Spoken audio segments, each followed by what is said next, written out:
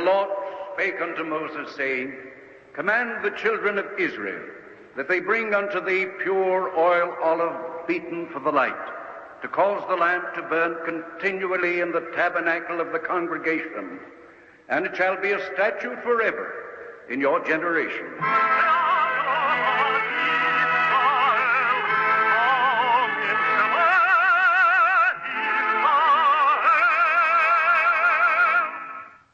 The Eternal Light. The National Broadcasting Company and its independent affiliated stations present The Eternal Light, a program which comes to you under the auspices of the Jewish Theological Seminary of America. Our program today, The Transgression of Judel Kinderschein, was written by Peter Barry and is the fourth in a series entitled Judgment and Justice.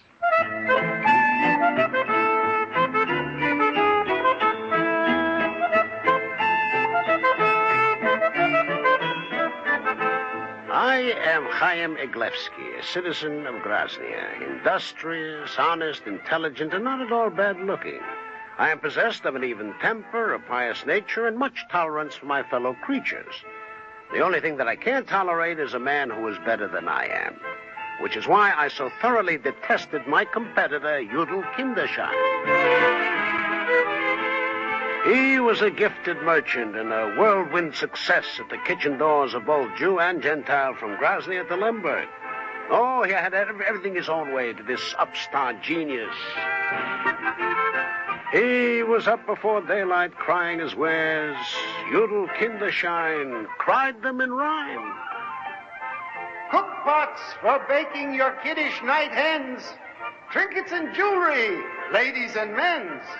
Hairpins and razors, bright, shiny, and new, and a glass for your tea when the day's work is through. Such poetry he could spout for hours, making it out of his head with no sign of effort, and outselling me everywhere 20 to 1. Since I had been a peddler when Judel was still in his cradle, I objected to this deeply. And one Shabbos morning in Grozny, I stopped him on the street and told him so to his face. If I've disturbed you, Chaim Eglevsky, I am deeply sorry. Spare me this sanctimonious blither. We are both men of business, Judel Kinderschein. But all I ask is that you promise to limit yourself to fair and reasonable competition. Do I get the promise or don't I? Such a promise is unnecessary. Oh, indeed, indeed. And stand warned, my soft-spoken friend. I shall consult Rabbi Benjamin about the ethics of one peddler taking the bread from the mouth of another. Such consultation is likewise unnecessary. Not in my opinion. Chaim. What? I won't be going on the road anymore. What did you say? I won't be going on the road anymore. I've decided to give it all up.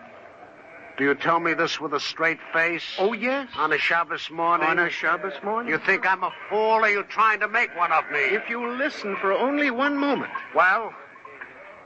I have suddenly discovered that there is a certain tendency for a peddler to, shall we say, exaggerate the value of his goods. Discovered it? Such a thing is only human. How sad that people use this lofty word human to excuse their basest instincts. Oh, stop mumbling to yourself with that superior look on your face. Do you expect me to believe that you would dream of giving up so comfortable a vocation? Forgive me, friend, but no vocation that distresses my conscience is comfortable to me. And peddling distresses your conscience. Indeed it does. And therefore, you shall have the field to yourself, Chaim Eglevsky.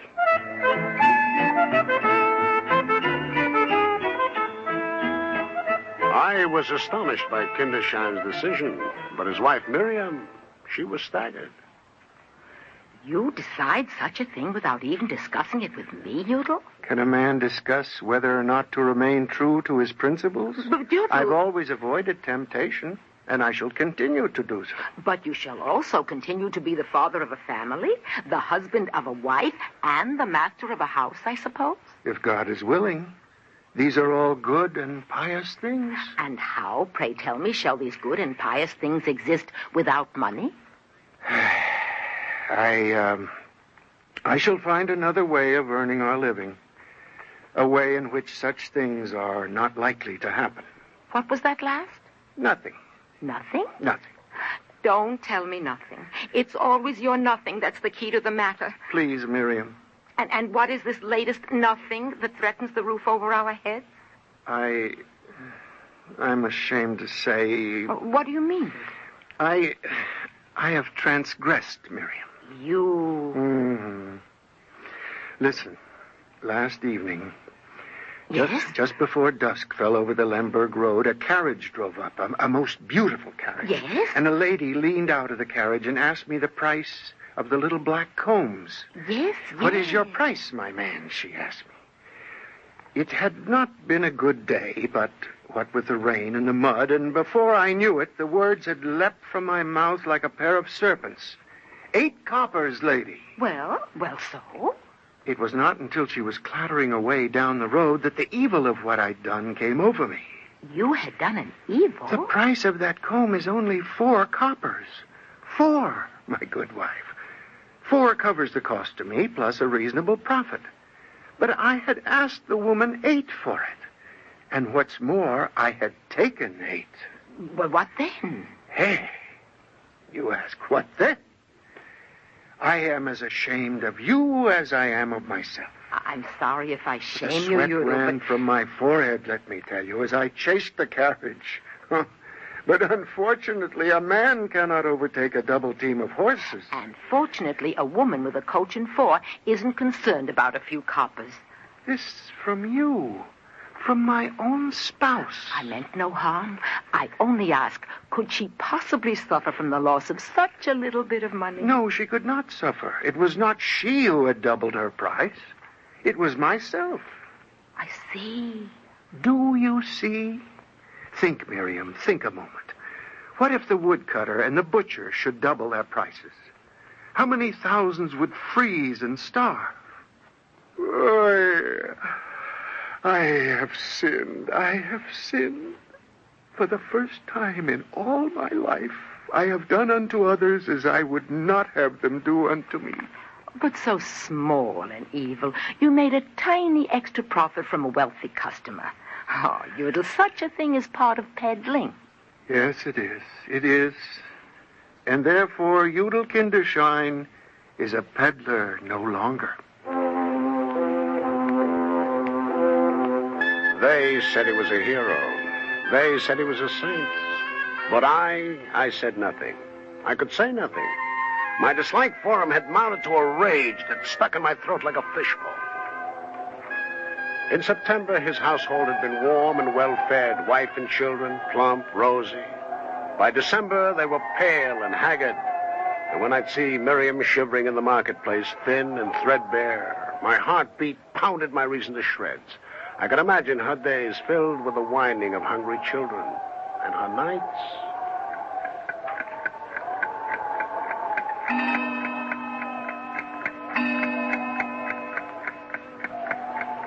Judel? Yes? Are you still awake? Yes. And you? Yes. It's late. I'm worrying. I'm worrying, too. I worry how a man shall manage to get through this world unsullied. What do you worry about, my wife? About how we shall manage to get through the winter alive.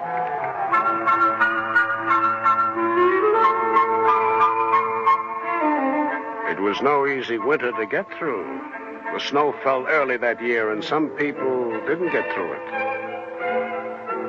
One morning, a week before Hanukkah, old Mendel Kotler, blessed be his soul, was found half buried in a 3-foot drift in the dooryard of the synagogue.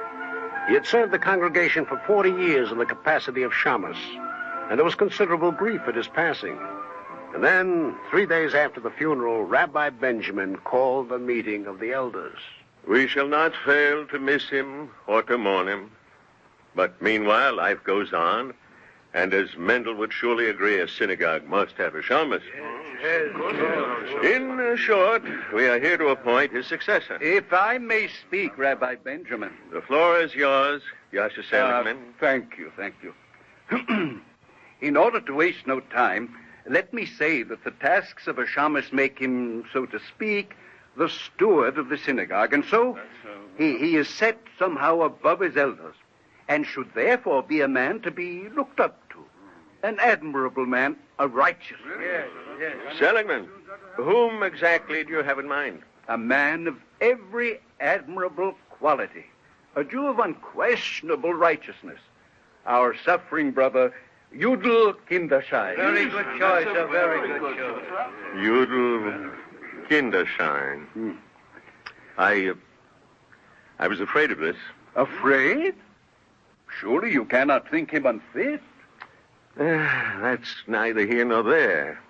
His name has been suggested and must be approved or disapproved by this body.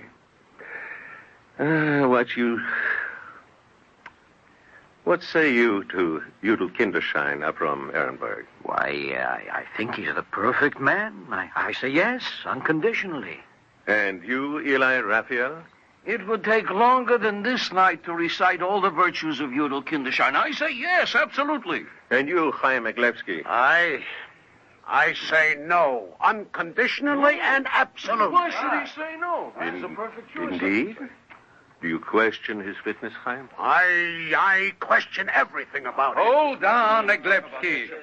Let's not be too fast about questioning others. No personalities, if you please. Where are personalities?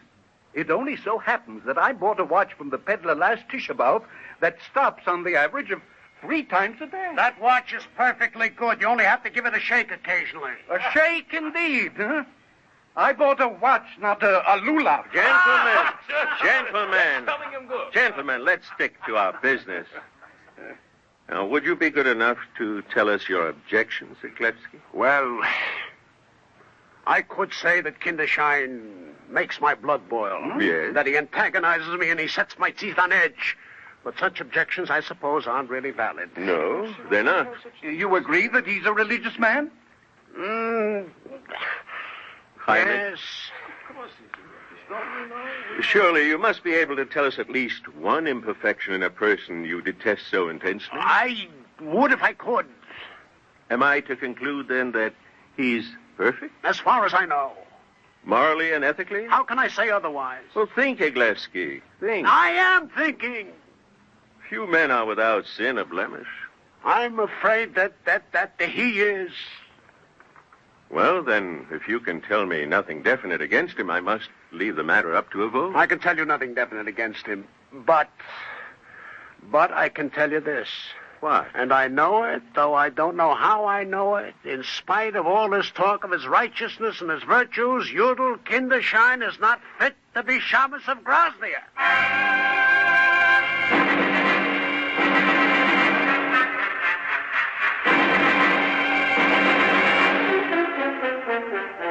But that night he was elected Shabbos of Groznia. Although, for some reason, Rabbi Benjamin declined to vote at all. It was Yasha Seligman who was delegated to bring Judel Kinderschein the news. Heaven has smiled on you. And just in the nick of time. I, Judel Kinderschein, a servant of the synagogue. And no man could be better suited for the task, I think. Judel, Yes? did you hear what Yasha Seligman said? Yes. It was amusing to see how certain people, not to mention any names, Chaim Eglevsky tried to stand in Judel's way. Chaim? What did he say? Nothing worth mentioning. Yes. What did he say? Well, it had very little effect after I stated unconditionally that you were a completely righteous person. Well, I must be getting home sooner or later. Good night, then. Yasha Seligman. Yes? What did he say? Who? Chaim Eglevsky. Oh, it was unimportant. Still, what was it? Why bother? Curiosity? Personally, I shrugged it off, and so did everyone else. But what he said was, in spite of all the talk of your righteousness and virtues, you are not fit to be the Shamus of Groznia.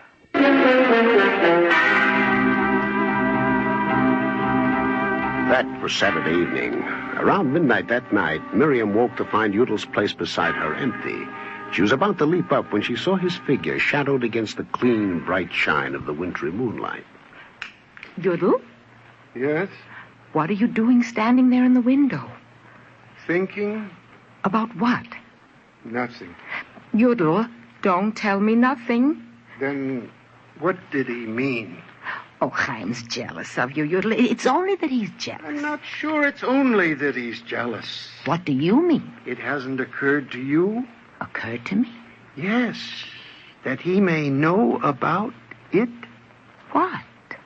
My transgression on the Lemberg Road. Oh, you're But Miriam, he's a peddler, isn't he?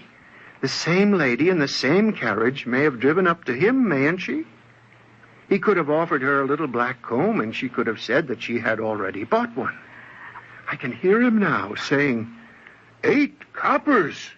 Who charged you such a price? In a twinkling of an eye, Aglevsky knew my guilt, my wretched guilt. That's why he says I'm not fit to be shamus. Now, Judel, please, listen to me. And you want to know something else? You want to know something else, my wife? Aglevsky may be right. Right? When he has worse guilt himself 10,000 times over? And if he does, what then? A peddler takes his guilt only into the marketplace, Miriam. But a shamus takes his guilt into the house of the Lord.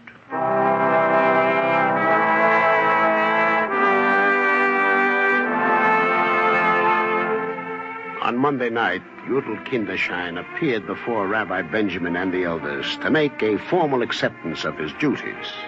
You were praised most eloquently, my son. Your election was practically unanimous.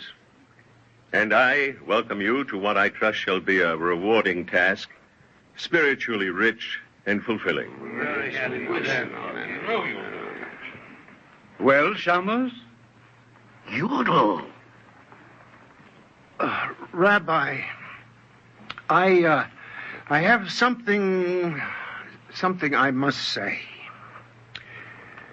I must say that I am a needy man, and that I know in my heart what fairness and kindness the congregation has shown me. I must say that, and I must tell you I shall appreciate it deeply and always. Well spoken. Pardon me, but I have a little more to speak. I also know in my heart that I must show the congregation an equal amount of kindness and fairness. And I'm sure you shall whenever the need exists. Unfortunately, Rabbi, the need exists now. Huh? I must tell you that the least kindly amongst you was the most correct. What do you mean? I mean Chaim Aglevsky was right. I am not fit to be shamus of Grozny.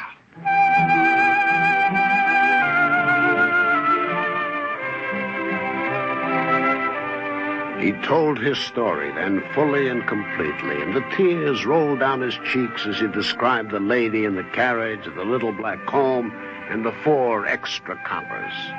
For my part, I was stunned by his childishness, and I glanced around the room to make sure that the other elders were as embarrassed as I was to have a grown man recite such a silly story in public. And when at last he halted, there was a long, dead silence, which Yasha Seligman was the first to break. Well, Judel? Yes? That's all, Judel? Yes. I see. It was very good of you to tell us.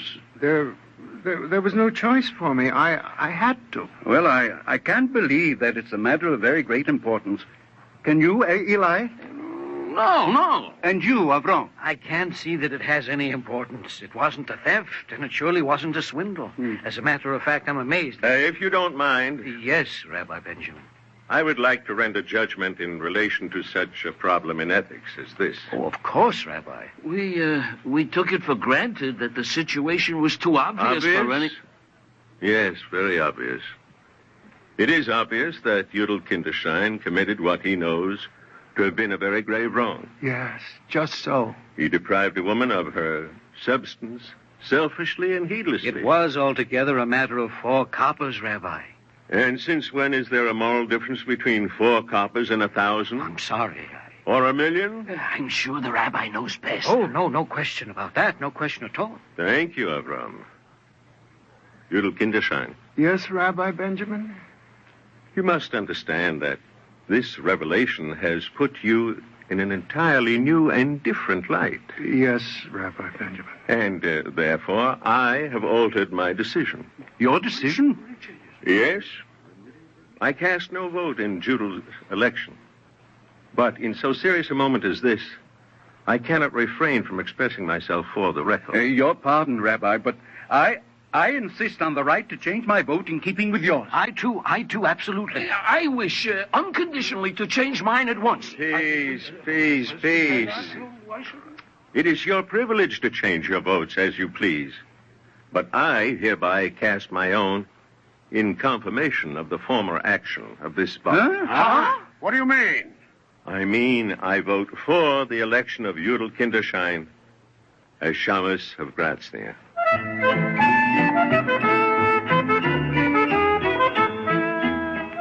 Judel's face was practically indescribable. Let me say that he looked both stunned and overjoyed, delighted and disbelieving. Indeed, he scarcely seemed to hear as he was instructed in his duties, and he departed like a man in a dream. The elders, in silence, followed one by one. I was alone with Rabbi Benjamin as he gathered his papers together, took off his spectacles, and crossed to put out the lamp. Rabbi. Yes? I want to talk with you. Oh? Are you going to reprimand me for voting for Kinderschein? Reprimand? Who am I to reprimand a rabbi? In fact, as little as I have liked him in the past, I'm no longer honestly sorry for Judel's good luck. You're fortunate. It is ill for a man's soul to be sorry for the good luck of another. But I'm very badly confused. About? You, Rabbi. Oh? You said that the wrong he committed was a very grave matter. You said he had been heedless and selfish. You deplored it before all the elders. And then, without warning, suddenly you cast your vote for him. My dear Eglevsky, the confession he made was trifling, unimportant. Well, then why didn't you say so?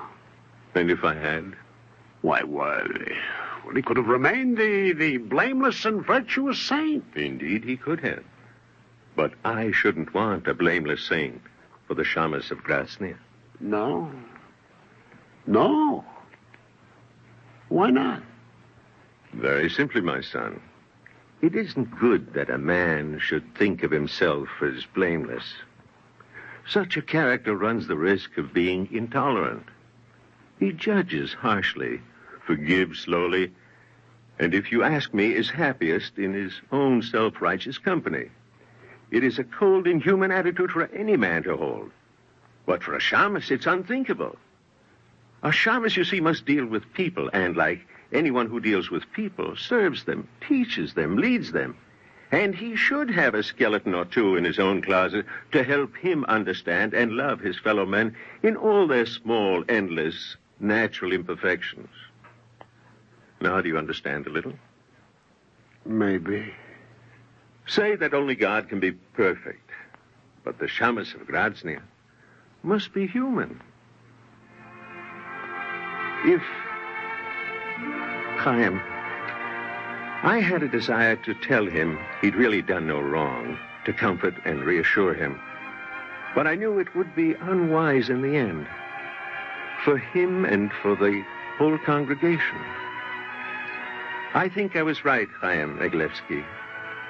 Judel Kinderschein needs his transgression.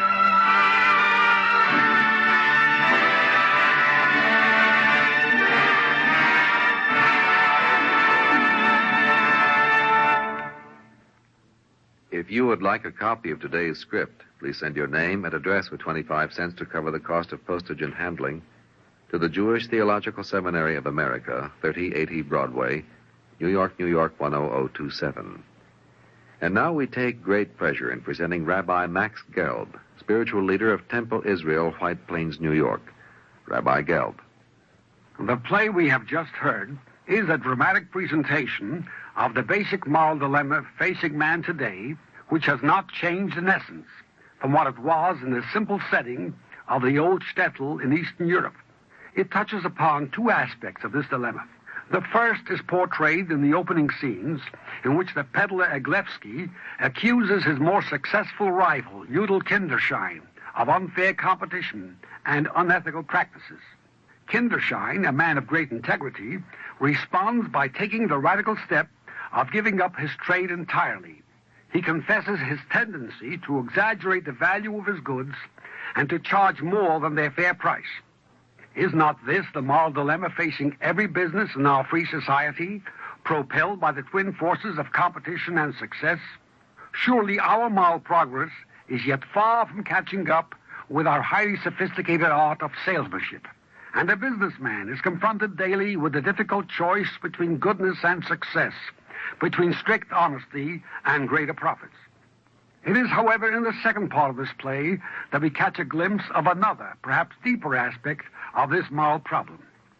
Here we listen to the elders of the synagogue discussing Kinderschein's qualifications for a position of trust and service to the community. The rabbi abstains from voting for the paradoxical reason that not a single fault has been found with this candidate. He gives his approval only after Kinderschein confesses to the one deed in which his selfishness violated his integrity. It isn't good, the rabbi explains, that a man should think of himself as blameless. Such self-righteous men inevitably tend to become harsh, unforgiving, and even cruel towards their fellow men. And, as during the McCarthy era in the 1950s, the harm they do is often greater than the evils they seek to eliminate. There is no man upon earth who is righteous and never sins. This biblical truth applies to the authentic public servant and leader. He is one who is humble enough to admit his own moral failures and, knowing that life is hard and temptation strong, teaches with love and guides his people gently. Only thus can he strengthen them for the common struggle to achieve a better, more ethical, and more humane way of life. Thank you, Rabbi Gelb.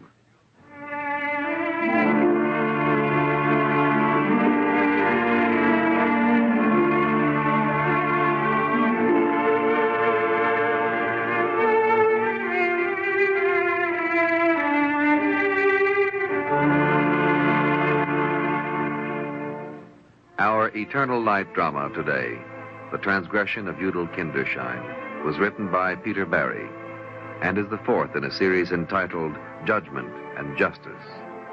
Cantor David Putterman sang the liturgical introduction. Featured today were Ralph Bell as the narrator Chaim Eglevsky and John Gibson as Judel Kinderschein. Others in the cast were Beatrice Pons, Daniel Ocko, Guy Repp, Herb Duncan, and Gilbert Mack. We invite you to join us next week when the Eternal Light will present Brandeis by Morton Wishengrad. This is Jerry Damon. The Eternal Light, produced for NBC by Rhoda Grady, is directed by Kenneth McGregor. For the seminary, Dr. Ben Zion Boxer of the Forest Hills Jewish Center is program editor, Milton E. Krentz producer, and Ruth Sussman program coordinator. This weekly program is presented under the auspices of the Jewish Theological Seminary of America. This pre-recorded program has been an NBC Public Affairs presentation.